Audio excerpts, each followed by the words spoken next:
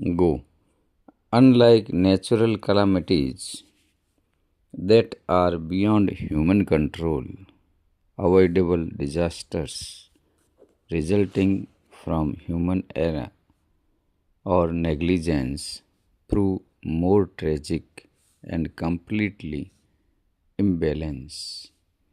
The intergenerational equity and cause irretrievable damage to the health and environment for generations to come. Such tragedy may occur from pure negligence, contributory negligence, or even failure to take necessary precautions in carrying on certain industrial activities. More often than not, the affected parties have to face avoidable damage and adversity that results from such disasters.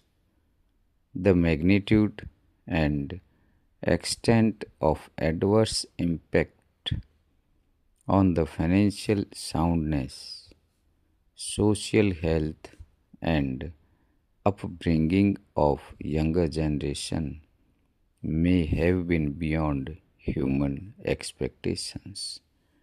In such situations and where the laws are silent or are inadequate, the courts have unexceptionally stepped in to bridge the gaps, to provide for appropriate directions and guidelines to ensure that fundamentals of Article 21 of the Constitution of India are not violated. Para.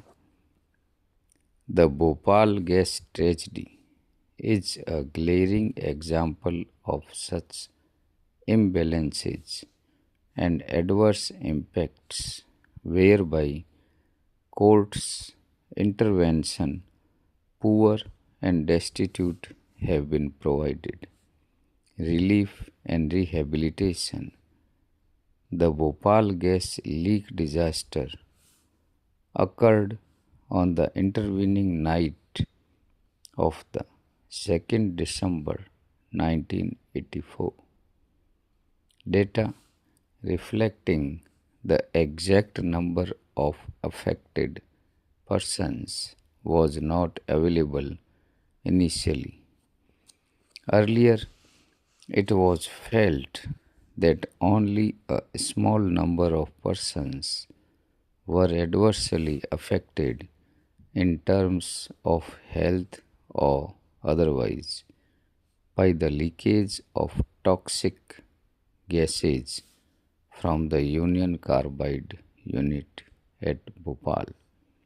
However, the Scientific Commission for Continuing Studies on Effects of Bhopal Gas Leakage on Life Systems released a report titled The Bhopal Gas Disaster Effects on Life Systems in July 1987, which suggested otherwise.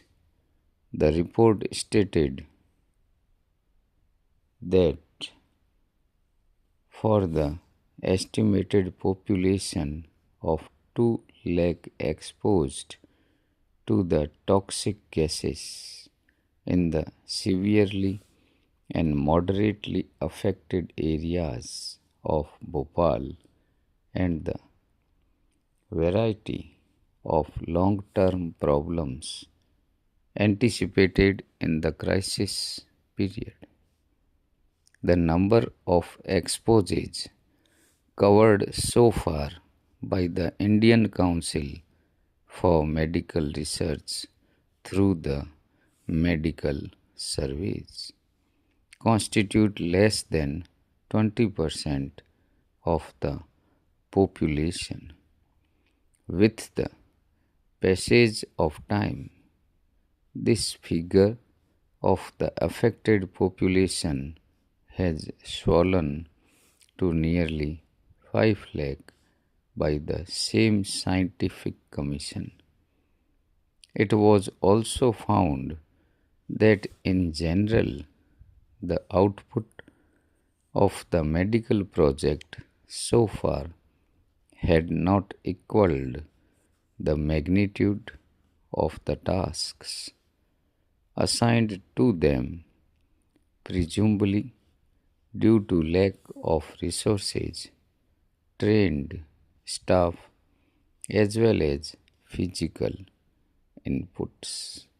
This has to be remedied in the shortest time so that project is completed fully.